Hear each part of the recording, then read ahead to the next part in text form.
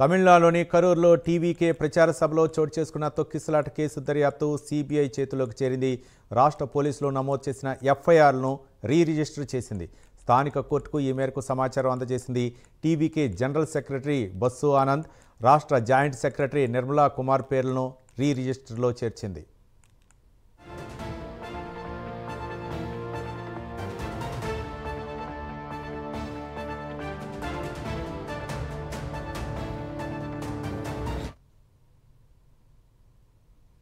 కరూర్ తొక్కిసలాట ఘటనపై మద్రాసు హైకోర్టు ఆదేశాల మేరకు ఐజీ ఆశా గార్గ్ నేతృత్వంలోని సిట్ తొలుత దర్యాప్తు చేపట్టింది.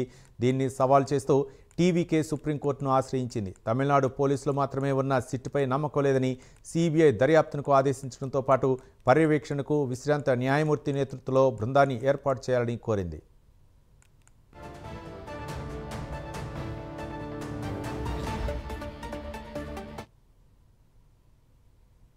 దీనిపై విచారణ జరిపిన justice GK Maheshwari, justice NV అంజారియాలతో కూడిన ధర్మాసనం దర్యాప్తు బాధ్యతలను సిబిఐకి అప్పగిస్తూ మధ్యంతర ఉత్తర్వులు ఇచ్చింది.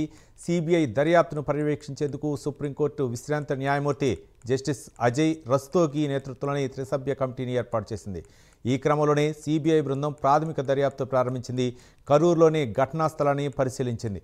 బాధితులు, సంబంధిత కుటుంబాల వాంగ్మూలాలను సేకరించింది.